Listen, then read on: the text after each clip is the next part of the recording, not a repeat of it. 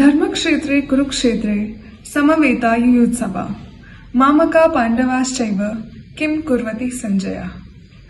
So the first chapter, which is the Arjuna Vishada Yoga, Sri Shankaracharya says that the whole of the first chapter and the first 10 verses of the second chapter is to be explained as revealing the cause of the origin, that is, of the human defect in the form of sorrow, delusion, etc., which are the sources of the cycles of birth and death of creatures.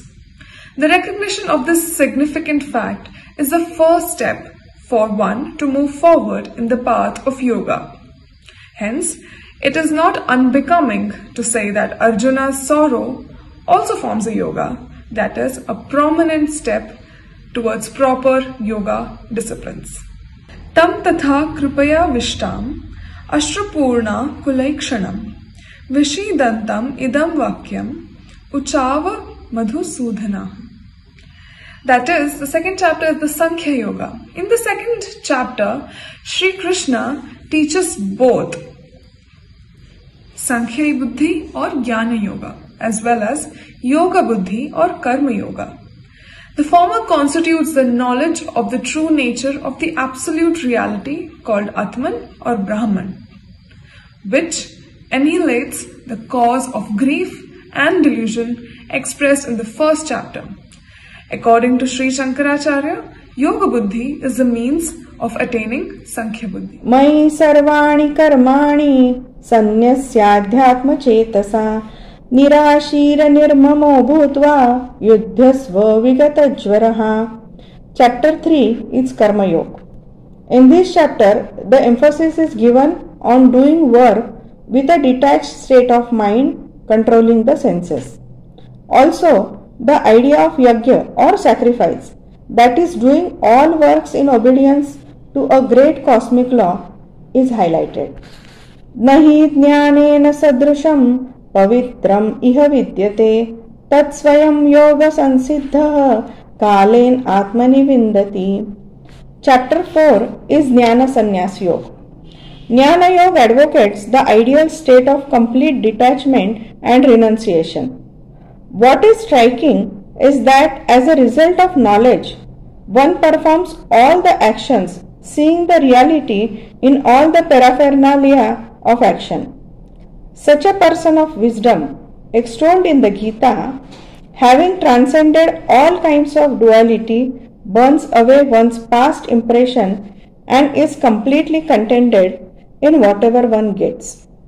Appropriately, the Geeta adores this knowledge of Atman. Nahi jnanena sadrusham pavitram iha vidyate. Indeed, there is nothing purifying here compared to knowledge.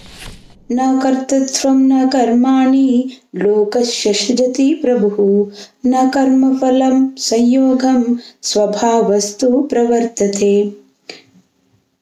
An unvariable element of spiritual knowledge is a renunciation. Sri Krishna says that a true state of renunciation is difficult to attain without undergoing the discipline of Karma Yoga.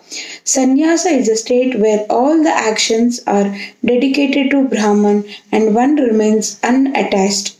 As a lotus leaf in the water, who is a real sannyasi? Manushanam sahasreshu kishit dadati siddhaye itatam api siddhanam kashinman veti tatvatah.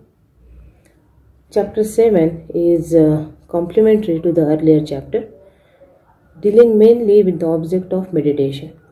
Here, Jnana means the knowledge of the Supreme Lord, while Vijnana means personal realization or experience.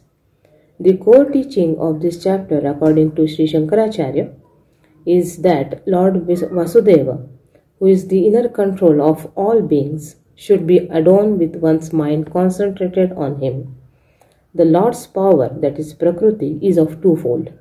Para, the higher nature which forms all the living beings, and Apara, the lower nature that constitutes all the non-living entities. Prakriti is but the cosmic Maya, or the illusionary power of the Lord with three constituents of Sattva, Rajas and Tamas, is difficult to cross over. A devotee of the Lord who takes refuge in Lord alone will be able to overcome this fault and also ultimately Maya. Deshu yajneshu tapaschaiva daneshu yat punya phalam pratishtam atyeti tat sarvavidam viditva yogi param sthanamupaiti chadyam. 8th chapter, Akshara Brahma Yoga, or popularly known as Abhyasa Yoga. Abhyasa, a constant practice of contemplation on the Lord, is essential to effectively practice Karma Yoga and Dhyana Yoga. Hence, Sri Krishna asks the aspirants to become Sada Tadbhava Bhavitaha, that is, to be always remain engrossed in its thought, that is, the thought of Supreme Lord. To achieve this state, one should undergo Abhyasa Yoga, or the yoga of constant practice. It primarily means not to allow one's mind to stay away from the thought of the Supreme Lord. Sri Krishna assures that by this uninterrupted effort, one will be able to reach Supreme Lord residing in the effluent region. The central message of this chapter is clear. Tasmat sarveshu kaleshu mamanusmara yudhyacha. Therefore, think of me at all the times, even at fight. 9th chapter speaks about Rajavidya, Rajaguhya Yoga. Rajavidya, Rajaguhyam, Pavitram Nidamuttamam, Pratyakshavagamam, Dharmyam, Susukham Kartumavyayam. Abhyasa, or spiritual practice, involves contemplation on the immanence of the Supreme Lord, which is the topic of this chapter. Sri Krishna venerates these teachings as the best Rajavidya and the most historic Rajaguhya of all types of knowledge. It is meant to celebrate the divine glory of Supreme Lord found in his numerous manifestations. Bhuya eva mahabaho shrunu me paramam vachaha yatteham priyamanaya vakshyami hitakamyaya. 10th chapter, Vibhuti Yoga. This chapter is a continuation of the 7th chapter and the 9th chapter, in which the glory of the Lord in its eminent aspect has already been discussed. In this chapter, these manifestations are presented in more detail for the sake of meditation. After the detailed enumeration, the Lord states that there is no end to his divine manifestations, as whatever object is verily endowed with his majesty, possessed of prosperity, or its energetic, is a part of his power. Evametadhyatha tattvamatmanam parameshvara drashtumichhami te rupamaishwaram purushottama. 11th chapter, Vishwarupa Darshana Yoga. At the end of the 10th chapter, the Lord says that he sustains the whole creation by his one part. Arjuna therefore requests him to show Adyam Aishwaryam, the primal form of God manifested as the universe. The Lord shows him his Jagadatma Rupam, the form constituting the whole universe. This divine glory in the form of Vishwarupa is for the sake of upasana or meditation, and such a divine form can be seen only through bhakti or loving devotion. Evam satata yukta ye bhaktas-tvam paryupasate ye chapya ksharam vyaktam tesham ke yoga vittamaha. The 12th chapter is also called as the Bhakti Yoga. Bhakti, or the loving devotion to the Lord, is the primary requisite for the contemplation of the Lord. It is elaborated in this chapter. The essence of bhakti is captured in the instruction Mayeva mana adhatsva mai buddhim nivesaya. Fix the mind on me alone, and in me alone rest the intellect. Also, in this chapter, the characteristics of an ideal devotee are enumerated in wonderful verses which prevail as outstanding qualities of a spiritual personage. Kshetragyam chapimam vidhi सर्वक्षेत्रेषु Bharat क्षेत्र क्षेत्रज्ञ यो ज्ञानम यत्तज ज्ञानम matam mama. The 13th chapter is about Kshetra Kshetragya Yoga. Two kinds of Prakriti or nature of the Supreme Lord are briefly explained in the 7th chapter. In this chapter, the inert nature is explained as Kshetra, the field, and the sentient nature is termed as Kshetragya, or the knower of the field. At the microcosmic level, the body is the Kshetra and the spiritual entity of a being, which is the Supreme Lord Himself, is a Kshetragya. Shri Krishna makes it clear when he says, Kshetragyam chapimam vidhi sarva kshetreshu bharata, which means, O scion of Bharata dynasty, understand me to be the knower of the field in all the fields. The whole creation is but the combination of sentient and non-sentient parts of the Prakriti, presided over by the Ishvara, the Supreme Lord. Sattvam rajastama iti gunaha prakriti sambhavaha nibandhanti mahabaho dehe dehinam avyayam. Chapter 14, Gunatraya Vibhaga.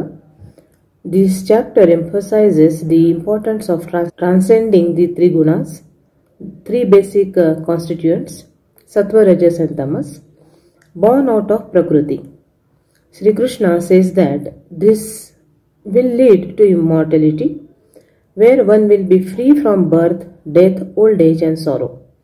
He also stresses that through following Bhakti Yoga, one can go beyond these qualities and qualify for becoming Brahman. Urdhva moolam adhashakam ashvatham prahuravyayam chandansi yasya parnani yatsam veda savedavita. Chapter 15, Purushottama Yoga. In this chapter, samsara or the transmigration is depicted in the form of tree to generate this passion. Only the one who develops detachment towards it will be eligible for the supreme knowledge and ultimately liberation. Pravrittim cha nivrittim cha janana vidhu vasuraha na shaucham na api chacharaha na satyam teshu vidyate. Chapter 16, Daiva Asura Sampad Vibhaga.